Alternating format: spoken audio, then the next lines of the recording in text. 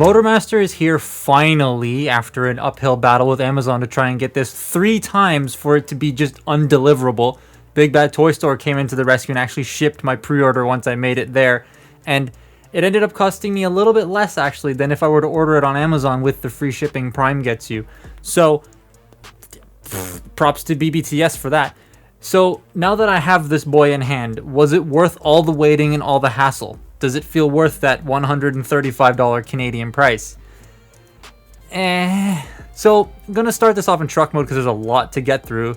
Let me touch on the discoloration first because I know that's going to be something that's on the top of everybody's mind with this. Before I get into Motormaster's discoloration, I want to say that Hasbro, again, I'm going to restate this. If you haven't seen my yellowing video, go check that out, by the way. But Hasbro did state that they'd found the problem and that they had fixed it, potentially, right? And we all thought, oh, great, but then Motormaster came out and he had some discoloration. However, he released in Australia first. And that's a little important because tropics and heat and all that sort of stuff. But almost all the images I've seen of the discoloration happened right out of the box, meaning it was like that from the factory. Stuff like this usually gets caught by final inspection before making it off the assembly line, but they seem to have missed it on the first couple of batches. There are good and bad batches out there. There's a whole TFW post about it, I believe, with what numbers are good and what numbers are bad. I got a good one, and my buddy got the same batch number as I did, so he got a good one. But I'll link the batch number list below if I can find it, so you can see for yourself, or I'll put an image on screen. The number is located stamped on the back of the box next to the Made in Vietnam text. It's not yellowing in the traditional sense that we know of, so much as it's just an issue with the plastic when it gets put into the mold, because it's it's very specific places, and it happens in the box, meaning it never sees sunlight or extreme heats, as shipping containers are climate controlled usually. But it still sucks, and it's something that shouldn't be present, and yet it is, which is unfortunate. Now, the toy itself looks great. I'm not bothered by the short trailer, but it is short. What I don't like is all the combined stuff hanging off the front of the trailer there. It just feels a little messy to me. I kind of wish there was a panel to cover that up. My copy's back wheels also like to bow out a bit when I set it down. It's a little bit annoying, and he doesn't roll the best. I've had that told to me by a couple other people as well, that theirs just don't like to roll around nicely. The cab though looks really well done. I love how clean it is, and the purple and black deco just pops super well. The gray trailer also helps that cab stand out even more. The purple stripe on the trailer breaks in the middle because it's made out of that strong polyurethane unpaintable plastic, so getting a stripe on there the way they normally paint their toys would not have worked. It has to be that material because that's where the combined mode knees and knee ratchets are housed. So yeah, I get why it's that plastic and why it's not painted. It's just, it still looks ugly. Taking the trailer off so you can see what the truck looks like by itself, it's a very nice truck. The random white hinges here are a bit meh, but not horrible. The bed of the truck is a bit short, but not terrible either. It looks short because of how bulky the front of the truck is, because it's a chonkster, but if you put it next to Earthrise Prime, he's pretty much the same size, so it's just the bulk of that cab section that makes the back look a little dinky. Love all the tooling on the top with all those lines and wires and stuff. It's really pleasing to look at. I do like how the wheels are decked out in silver and how the grille is a different, darker silver. I like that color breakup between the two, but that's really all the truck does. You can't put a con in the trailer at all. That's a little unfortunate, but it's understandable in the way this thing transforms. Converting it to robot mode is not what I expected. He flips upside down and unfolds out, which is really neat. It does copy a bit of Magic Square's transformation, but obviously Hasbro doesn't buy the Magic Square stuff, but it does feel like it shares the same general design tropes. There's a lot of panel flipping on this guy though, and the feet move as chunks, so there's a lot of variety to the transformation. It's not just one specific way everything gets done, like either it's panels or it's chunks. It's a good mix of both, and I like that. Robot mode, I love the upper half. I don't like the lower half. The proportions feel off. The thighs are really skinny and the lower legs are super chunky. I'm not a fan of the knee pads sticking straight out. I don't like how there's no heels. He really just likes to fall a lot. The upper body though looks great. However, the shoulders present an issue. Paint chipping. This isn't something I've heard about on a lot of copies and a lot of people who've been getting it, but it is present on mine, and it was like that right out of the box. The shoulders and forearms are painted white because there's no actual white ABS sprue in the assembly of this guy.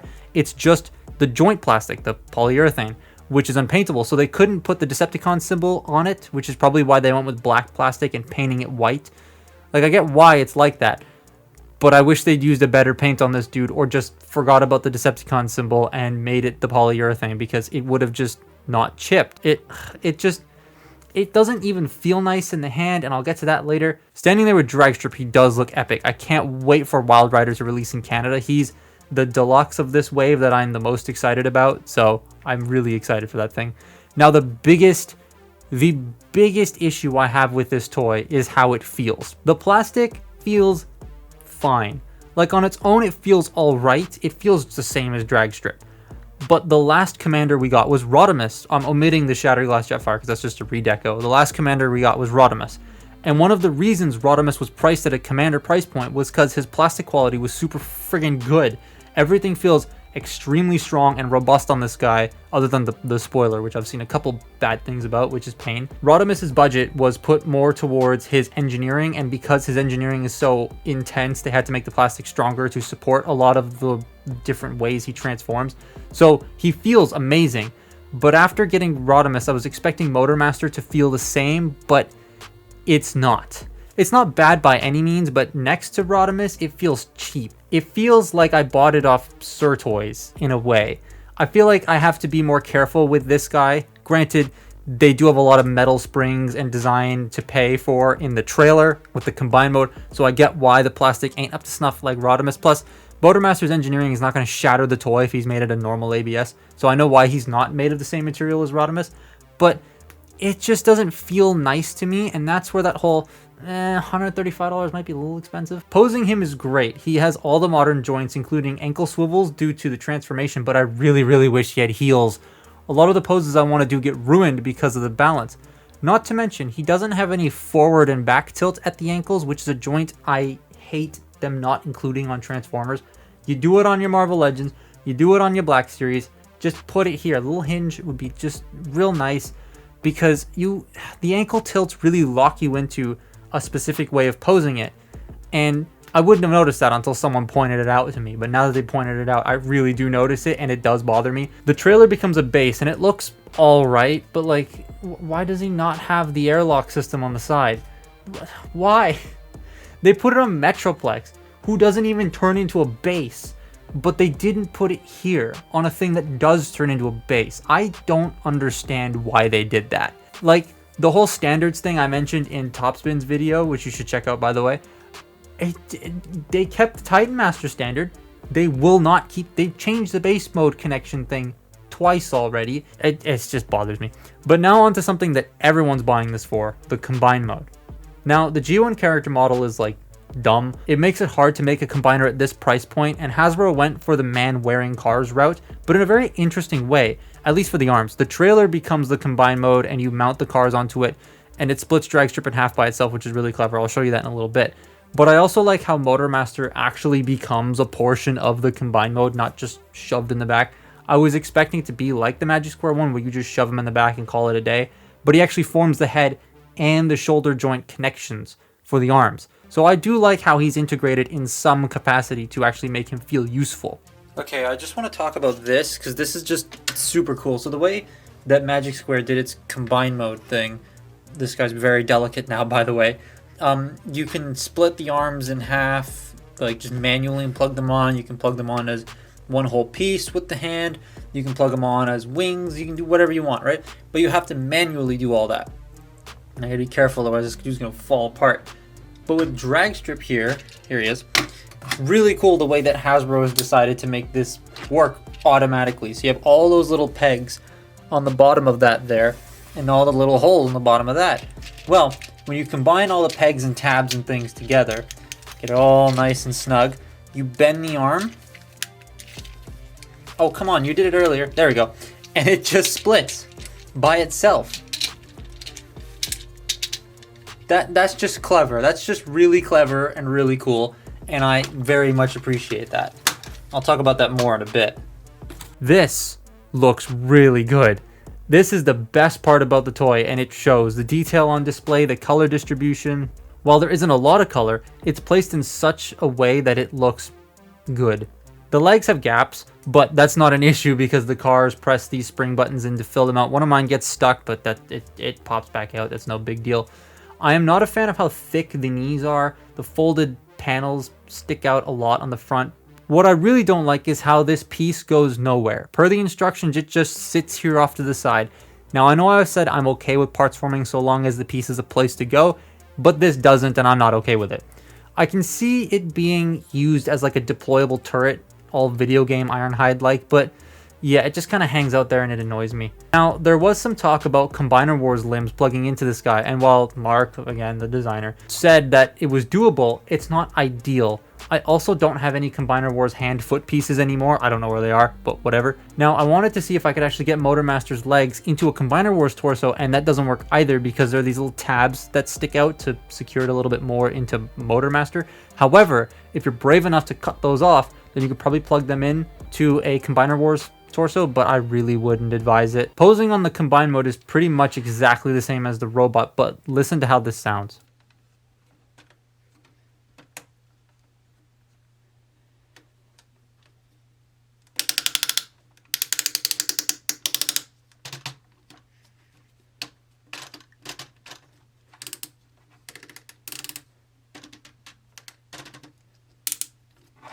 Oop. That wasn't supposed to happen. Who does ratcheting waist swivels on an official toy? That's so weird.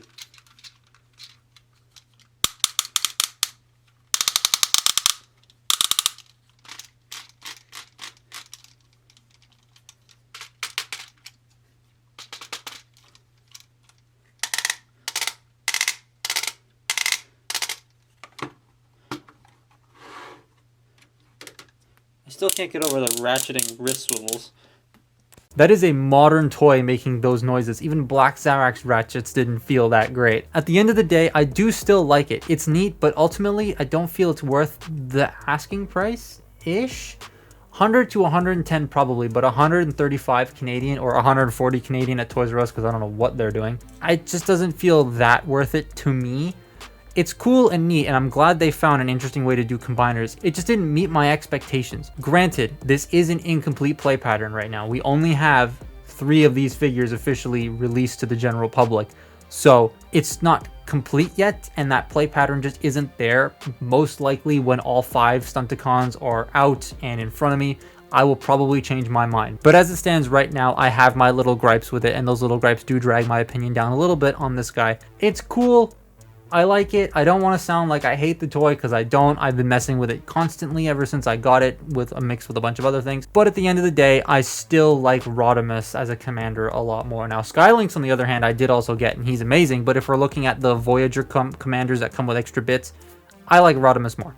I do still recommend it though. It's starting to pop up in a lot of places. It just hit Canada. Like shipments at GameStop just arrived and they should be sending out soon. So that's been my look at Commander Class Motormaster from Legacy. Follow me on Twitter and Instagram, and I'll see you next time. Bye-bye.